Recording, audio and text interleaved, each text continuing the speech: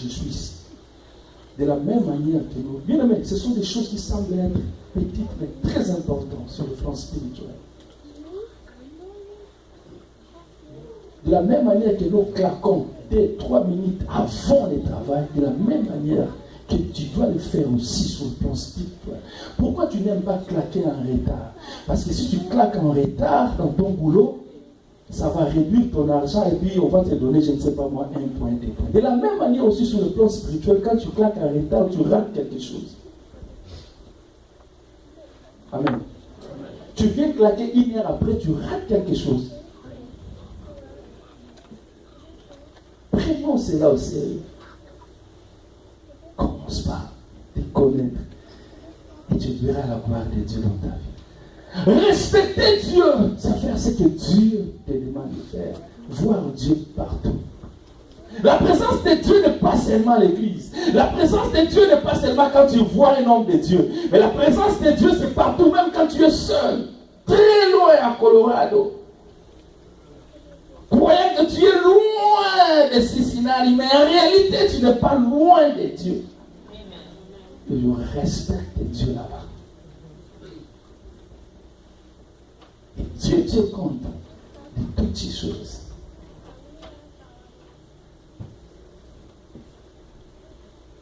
Celui qui se connaît, comme je l'ai dit, répond au programme de l'Église sans excuse.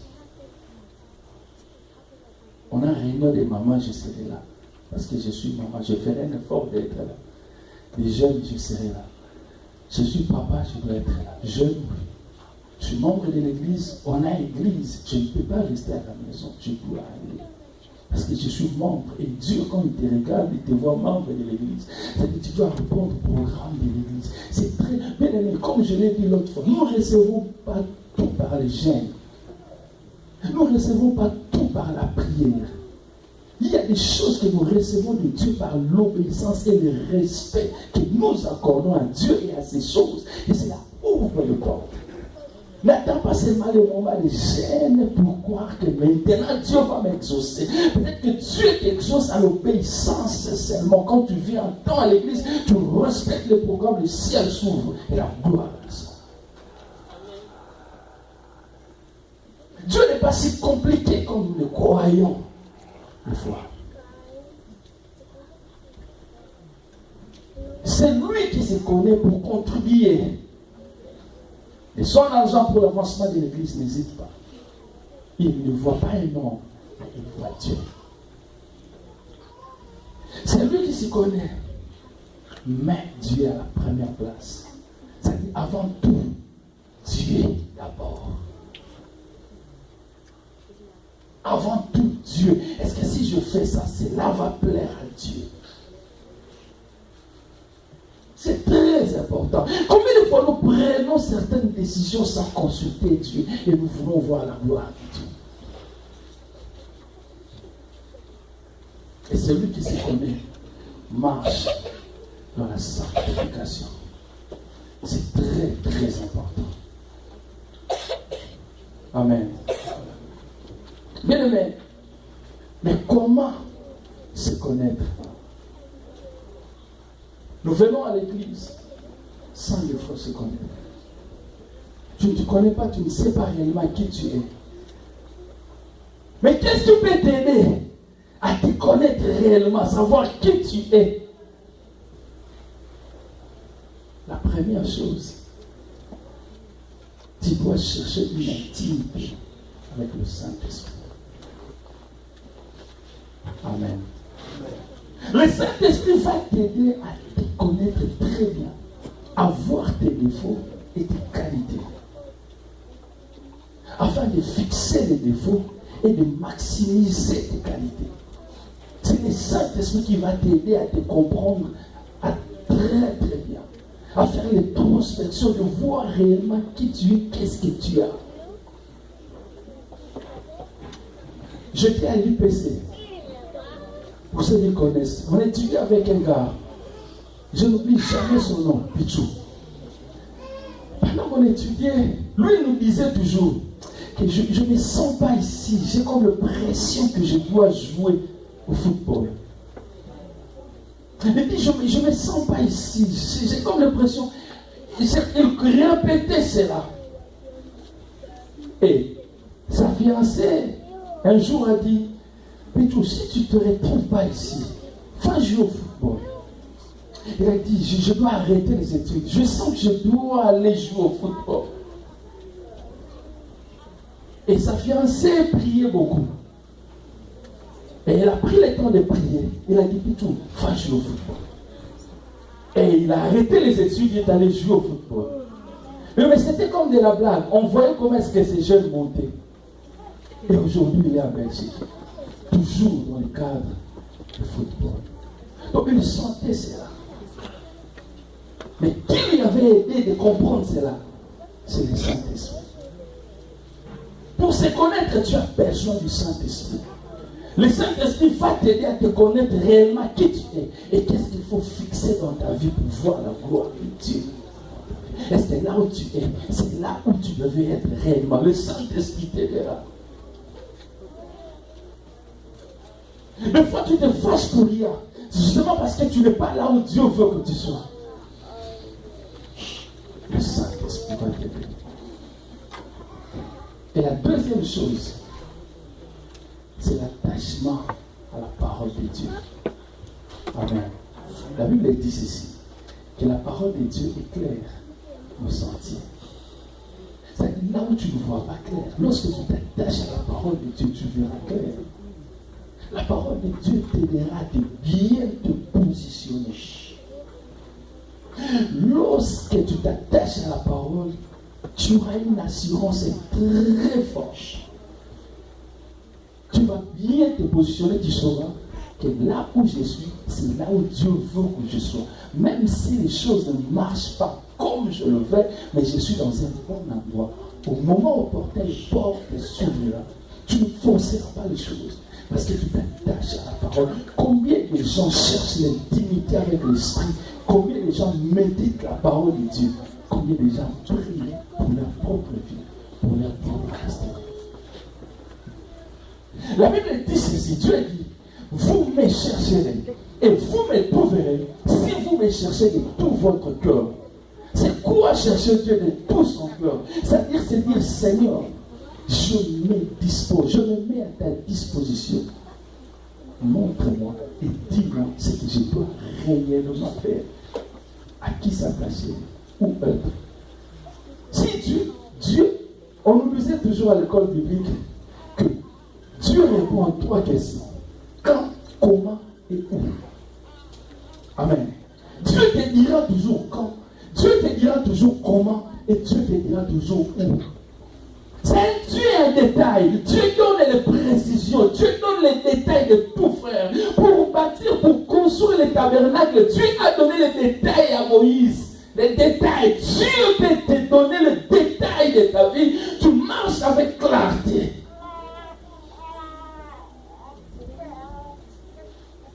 Tu marches avec clarté parce que tu as tous les détails de ta vie. C'est important.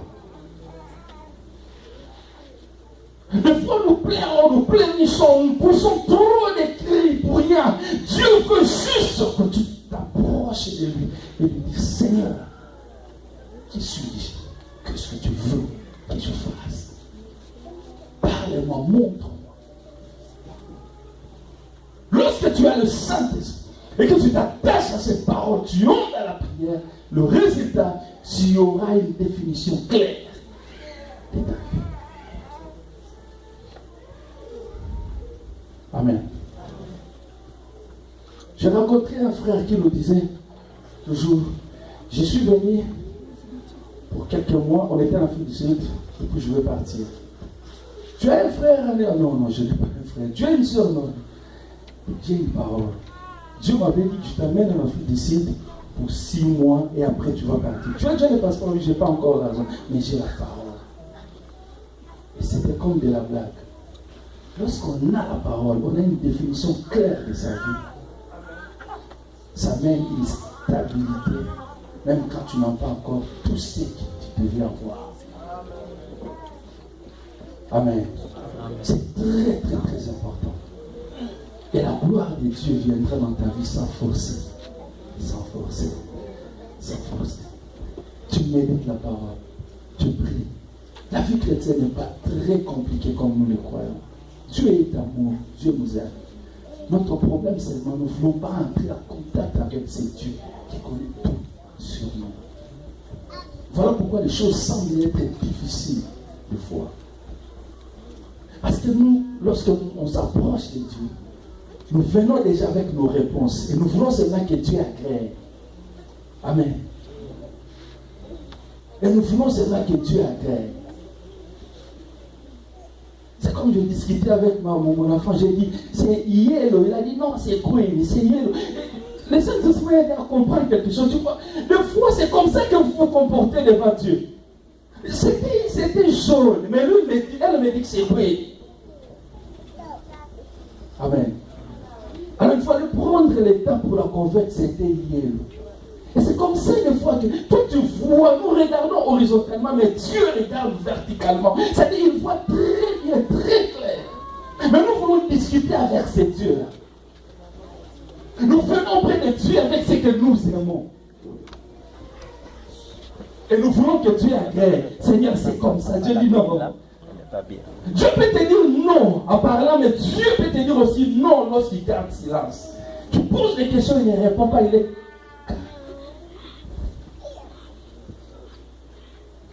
Et des fois, on a comme l'impression que Dieu aime les autres. On a comme l'impression que Dieu est injuste. C'est comme un frère qui m'a posé un jour la question, c'était il a dit pas ça. Mais j'ai comme l'impression que les Saint-Esprit aiment beaucoup les sœurs. Moi je dis, oh, comment ça? Mais quand on prie, c'est seulement les sœurs.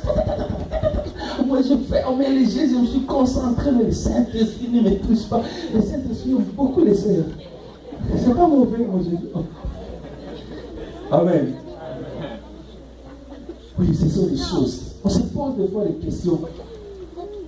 On se dit, mais est-ce que Dieu m'aime? Est-ce que Dieu m'écoute? Parce qu'on s'approche difficilement de ce Dieu. Bien, comme je l'ai dit,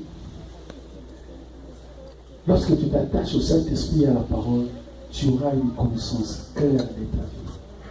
Et la personne qui s'y connaît, la première des choses, il est sérieux. Très sérieux. Sérieux par rapport à ce qu'il fait. Sérieux par rapport aux décisions qu'il prend. Sérieux par rapport au comportement qu'il affiche. Amen. Lorsqu'il dit quelque chose, ça reste comme ça. Il ne retire pas. Amen. Je n'ai rien dit. Ça veut dire qu'il est sérieux. Lorsqu'il commence quelque chose, il va jusqu'à la fin. Parce qu'il s'y connaît. Même quand tout le monde crie, ça ne marchera pas. Son problème, ce n'est pas ce que les gens disent.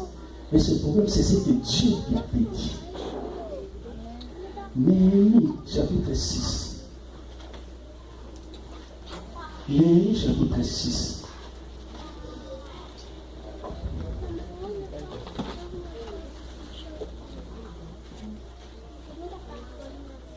Néhémie, chapitre 6. Je commence au verset 10e. Je me rendis, ça c'est Néhémie qui parle. Néhémie chapitre 6, je commence au verset 10e.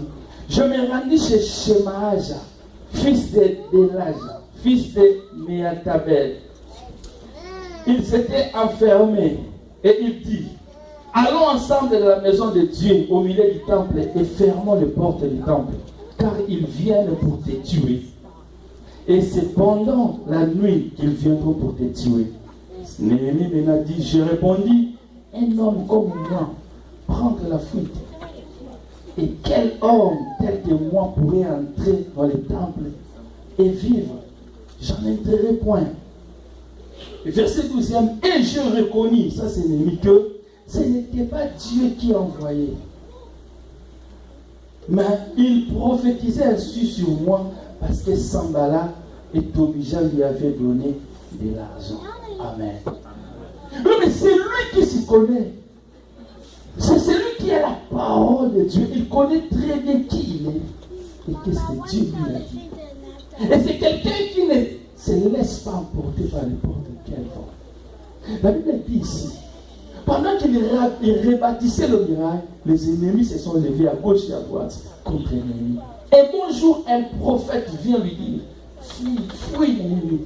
Il dit, moi fuir. C'était un prophète.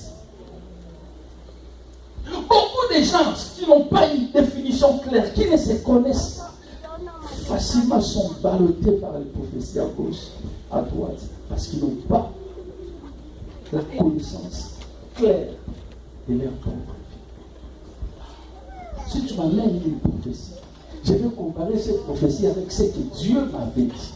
Parce que j'ai une connaissance claire de ma vie. J'ai des choses que Dieu m'a dites. Et lorsqu'une prophétie vient, je prends cette prophétie comme la Bible dit, je l'examine. C'est-à-dire, je comprends avec ce que Dieu avait dit. Si ça ne matche pas, c'est pour me stresser, je refuse. Parce que ce n'est pas ce que Dieu m'avait dit. Amen. Très important. Combien de gens aujourd'hui pleurent pour rien? Combien de gens aujourd'hui perdent leur joie, leur paix pour rien? On perd de tout le monde pour rien. Parce qu'on m'a donné une prophétie. Est-ce que tu as la parole de Dieu sur ta vie? Est-ce que tu te connais?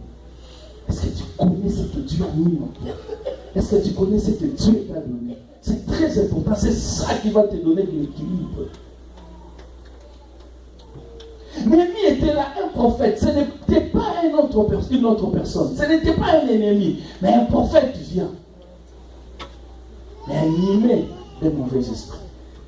Ils cherchaient les voies et moyens pour détruire, humilier Néhémie. Ils ont dit, Néhémie, fuis. Néhémie a dit, un homme comme moi, j'aime ça. C'est-à-dire un homme qui se connaît, il est équilibré, enraciné, qui ne se laisse pas emporter par n'importe quel vent. Un homme comme moi. C'est-à-dire, vous me regardez par l'extérieur, vous ne me connaissez pas. Moi, j'ai une intimité profonde avec Dieu.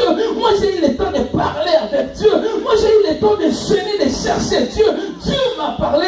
Dieu m'a donné des révélations, des directives claires. Si je suis venu à Jérusalem, ce n'est pas en vain, mais j'ai la parole. Vous ne pouvez pas m'intimider parce que je sais ce que je fais. C'est très important, bien aimé, connaître ce que tu fais. Ça donne de l'équilibre. Ça donne de l'équilibre, frère. Tu ne seras pas à tout moment ballotté. Un vent souffle à gauche, tu vas à gauche, à droite. Un pasteur nous faisait rire à l'époque, il a dit, on priait pour un cas à l'église. 3 jours de prière.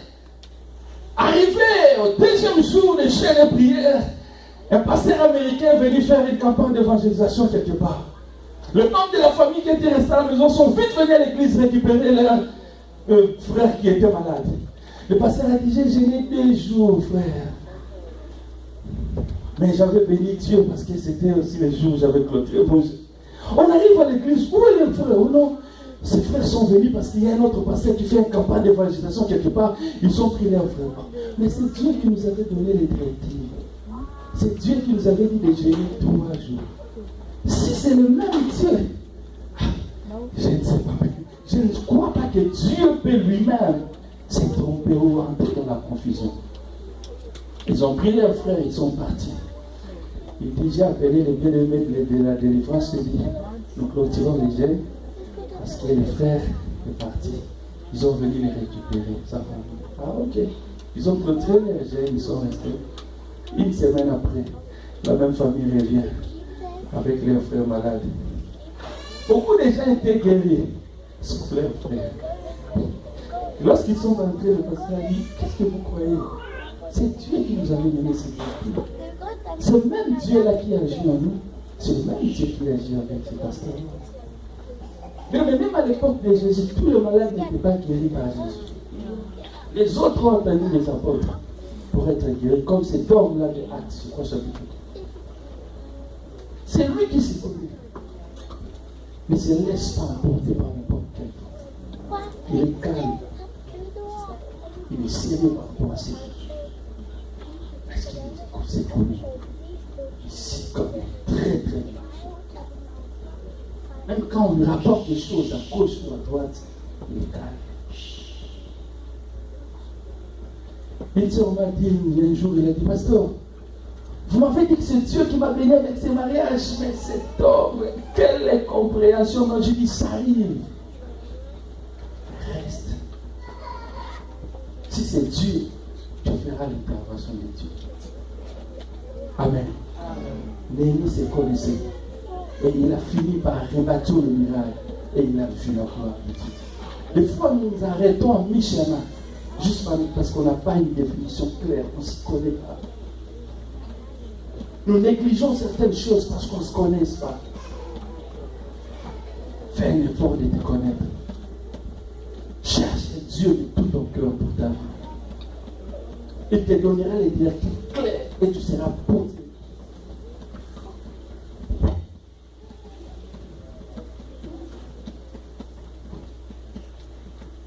Il te donnera les directives claires et tu seras posé sans problème. C'est lui qui se connaît. Cherche Dieu de tout son cœur et fais totalement confiance en Dieu. Amen. Tu sais des fois pourquoi tu ne passes pas beaucoup de temps à prier? Parce que tu ignores beaucoup de départements de ta vie. Un pasteur a prié pour une sœur. En fait, on a vu une sœur dans une église. Cette sœur, je ne sais pas si elle dormait à l'église. Elle était courte comme ça, de taille. Cette sœur aimait Dieu là, il 9 ans. Et son pasteur lui dit, le jour de sa délivrance, cette sœur était morte. Elle était morte. Son esprit était parti. Mais le Saint-Esprit nous avait dit de prier jusqu'à ce que son esprit revienne. Et on avait prié. Ça nous avait pris presque toute la nuit. Et le matin, la sœur est revenue. Depuis ce jour-là, on lui a dit ce qui s'est passé. La sœur a dit, moi, je n'ai pas mérité Dieu. Certains attachements que nous avons envers Dieu, c'est parce qu'on s'y connaît. C'est lui qui se connaît. Cherche Dieu de tout son cœur. Anne avait un problème. Anne avait un problème. Pas d'enfant. Elle va chercher Dieu à Silo parce qu'elle s'y connaissait. Elle savait que j'ai un problème. Et il n'y a que Dieu qui peut régler ces problèmes. Des fois, tu crois que tu peux régler tes problèmes avec tes paychecks. Voilà pourquoi tu négliges certains programmes de l'église. Tu crois que tu peux répondre à tous tes besoins avec l'argent qu'on te paye. Voilà pourquoi tu donnes beaucoup plus de l'importance au travail qu'à Dieu. Mais tu oublies une chose, que le monde physique est dirigé par le monde spirituel. Tu ne pourras pas régler les choses physiques si tu n'es pas à l'intimité profonde avec le spirituel. Parce que c'est le spirituel qui gouverne le physique. Avant de travailler, avant de résoudre le problème physique, de résoudre les problèmes spirituels, juste avoir une intimité profonde avec le Saint-Esprit. Alors, quand tu vas travailler, tu verras la bénédiction de Dieu et tu vas régler certains problèmes. C'est très important. Elle a dit, je dois chercher Dieu de tout mon cœur. Anne a laissé les compliments de son mari. Son mari l'aimait beaucoup. Mais Anne est rentrée en elle-même. Elle a dit, j'ai un problème. Tu m'aimes mon mari, mais moi-même je me connais. Je sais que je souffre. Et je dois chercher Dieu de tout mon corps. Elle est montée au temple pour chercher Dieu. Sans qu'on le pousse, sans qu'il y ait un groupe d'adoration, sans qu'on donne à Anne les sujets de prière, sans qu'on dise à Anne, tu vas commencer la prière à telle heure jusqu'à telle heure. Non, parce qu'elle se connaissait, elle a dit, je chercherai Dieu de tout mon cœur. Elle est entrée dans la profondeur de la recherche de Dieu, parce qu'elle se connaissait. Je comprends pourquoi beaucoup de gens ne viennent pas à l'église. Je comprends pourquoi beaucoup de gens s'absentent le vendredi. Je comprends beaucoup de gens pourquoi ils refusent de jeûner, refusent de donner, justement parce qu'ils se connaissent. Ceux qui se connaissent savent. Si je suis aux États-Unis, c'est pour Dieu. Si je vis, c'est Dieu. Si je travaille, c'est Dieu. Si je respire, c'est Dieu. Ah, je le chercherai. Je suis prêt à tout faire pour Dieu. Ce sont les gens qui se connaissent. Et ce sont les gens pareils que Dieu cherche, que Dieu aime. Il dit, je cherche un homme. Lorsque Dieu disait, je cherche un homme, devant Dieu, il y avait plusieurs choses.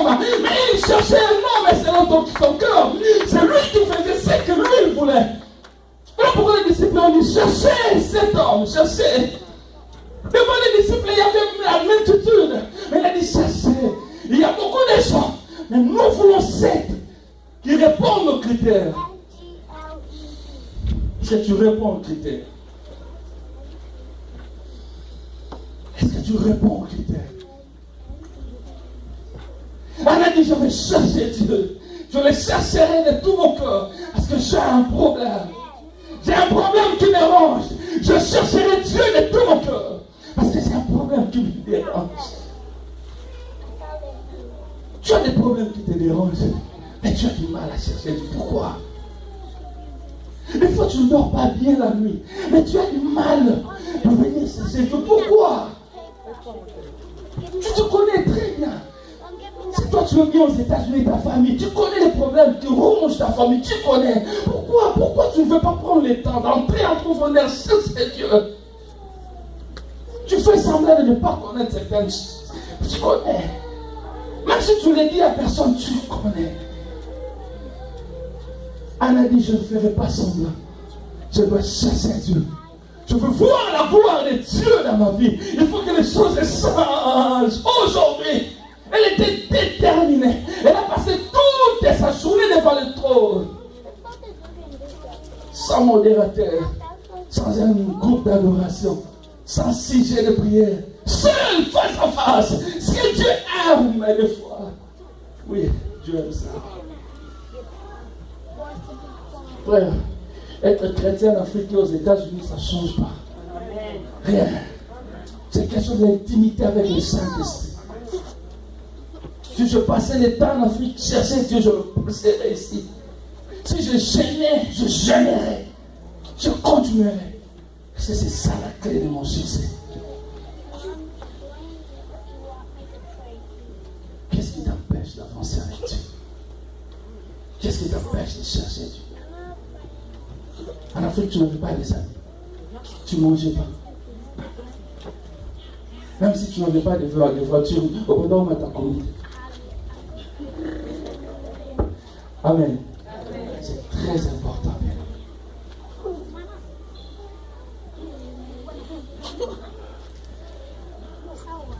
David, Dieu l'appelait l'homme selon son cœur.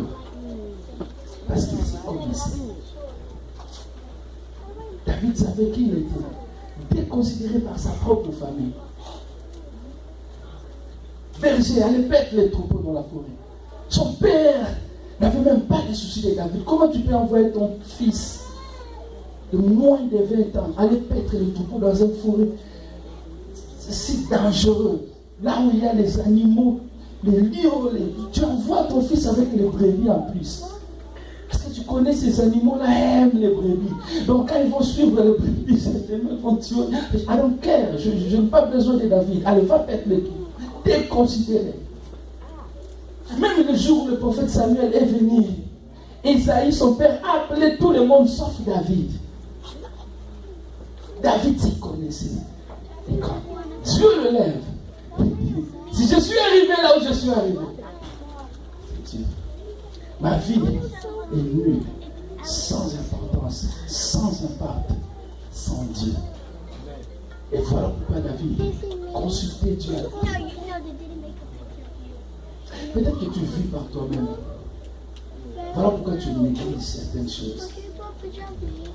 Peut-être que le souffle de vie que tu as là, tu le prends de l'autre place que tu connais. Voilà pourquoi les choses de Dieu ne te disent presque rien.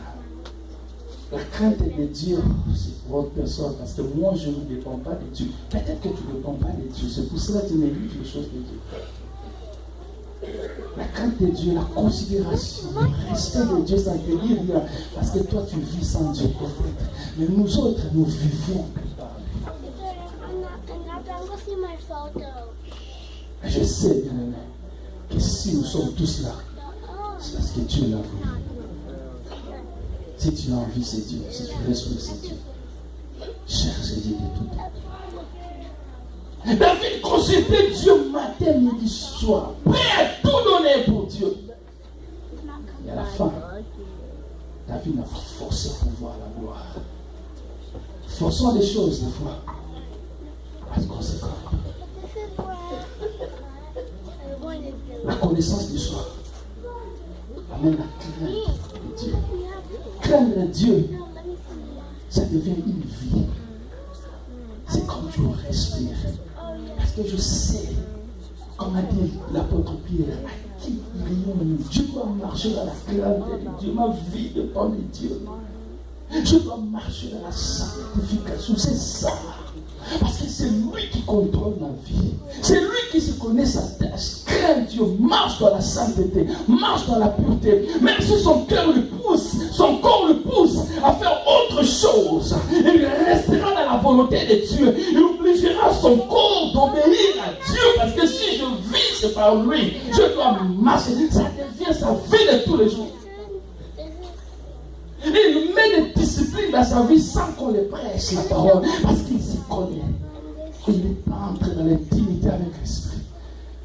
Ça mène une vie. Je me rappelle quand je suis allé en 2006 en Afrique du Sud, la personne qui nous avait reçus a dit, Pasteur, nous recevons beaucoup de pasteurs ici en Afrique du Sud. Pasteur, tu ne connais pas l'Afrique du Sud. Beaucoup sont venus comme vous. Rabba.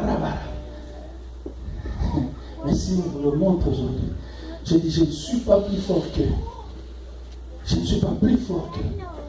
Mais seulement, je ne compte pas sur moi-même. Je ne suis pas plus fort qu'eux. Mais seulement, je ne compte pas aussi sur moi-même. Je tire ma force quelque part.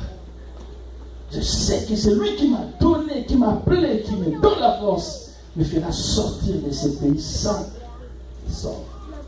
Et ceux qui connaissent l'Afrique du Sud savent que là-bas, l'impudicité, c'est rien. Combien de gens abandonnent Dieu? Ils prêchent après un moment où, c'est ceux qui comprennent que je dois marcher, pas selon ma chair, mais selon la volonté de Dieu. Réussisse par la grâce. Crains-tu Dieu? La crainte de Dieu va te montrer si réellement tu te connais, tu considères Dieu, tu es attaché à Dieu. Amen. Ceux qui se connaissent, c'est très important. Daniel et ses compagnons ont fait pour refléter cela. Ils ont dit, nous ne mangerons pas le mets du roi. Donnez-nous de l'église. Parce que notre force ne vient pas du mien, du roi. Notre force vient de quelque part. Nous cherchons d'abord l'intimité, la relation avec ce Dieu. Une fois si j'ai l'approbation du ciel, j'aurai l'approbation des hommes. Une fois si le ciel m'accepte, quelles que soient les résistances, les hommes finiront par m'accepter. Même si les hommes me résistent, mais si le ciel est open, les portes s'ouvrent à la suite. Ils ont dit, ne nous donne pas les mains du roi, please, donne-nous de l'église. Nous ne voulons pas nous suivre. Nous voulons marcher dans la paix. Parce qu'ils se connaissaient qu'ils vivaient que pour Dieu. Est-ce que tu vis pour Dieu? Et la gloire de Dieu n'était pas difficile pour eux. C'était très facile. Parce qu'ils étaient sur le banc. Et ils cherchent à te connaître. La connaissance du soi t'aidera à connaître Dieu. Et si tu connais Dieu, tu ne seras plus jamais dans la confusion. Beaucoup de gens sont dans la confusion parce qu'ils ne se connaissent pas. Ils croient qu'ils sont bons. Je suis chrétien, c'est fini. Il y avait beaucoup de chrétiens, mais on cherchait les chrétiens pas comme les autres, un peu différents. Nous sommes des hommes humains. Nous limitons parce que nous regardons. Mais Dieu regarde les cœurs. Et celui qui bénit, ce n'est pas un homme, c'est Dieu. C'est Dieu qui regarde les cœurs. Voilà pourquoi ces jours-là, après avoir dansé pour Dieu, Michal, la femme de David, insulte David, manque de respect à David. Elle dit, un roi comme toi tombé par terre et danser devant ses serviteurs. David a dit, tu ne comprends pas. Je danse devant celui qui m'a choisi plus que ton père. Il m'a aimé à la place de ton père. Ça, il a regardé le cœur. Mais si Dieu regarde ton cœur maintenant, qu'est-ce qu'il va voir? Est-ce que tu mérites la bénédiction, la gloire de Dieu? Si Dieu regarde ton cœur maintenant, Dieu nous aime et Dieu t'aime et nous donne une chose, de réparer, de nous rapprocher encore de lui. Si tu comprends que tu étais dans la confusion, loin de Dieu, tu avais perdu quelque chose. Il y en a d'autres qui priaient. Je parlais un jour avec un frère qui pleurait d'ailleurs. Il a dit, pasteur, moi, dans mon église, si je te donne le numéro de mon pasteur, mais depuis que je suis à l'étranger, je ne sais pas quand est-ce que j'ai ouvert ma Bible. Peut-être c'est le cas aussi avec toi. La vie de Dieu ne te dit plus rien. C'est comme si le ciel, pour toi, c'était les États-Unis. Donc je suis déjà arrivé. Quand tu regardes ton voisin, tu le considères comme Ange Michael. Donc je suis déjà au ciel. Les États-Unis, c'est déjà là. Comme disait un frère, nous ne sommes pas très loin du ciel. Parce qu'il est aux États-Unis. Et puis là, il parle avec quelqu'un qui est en Afrique. Ici, frère, nous ne sommes pas très loin. Le ciel, c'est le next door. Amen. Peut-être c'est le cas aussi pour toi. Tu as tout abandonné. Ça ne te dit plus rien. Alors, il faut que tu obéissais aux choses de Dieu. Rappelle-toi. Tu étais sérieux avec Dieu. Tu aimais Dieu. Tu priais au sérieux. Tu t'attachais à Dieu. Tu marchais dans la sanctification. Et depuis que tu es ici, mais Dieu a besoin de toi. Comme a dit dans sa parole, souviens-toi d'où tu es tombé et réponds-toi. Dieu veut faire éclater sa gloire dans ta vie. Il ne veut pas te voir souffrir, pleurer, manquer. Il te demande de rentrer à la source. Amen. Nous allons prier, nous acclamons la parole.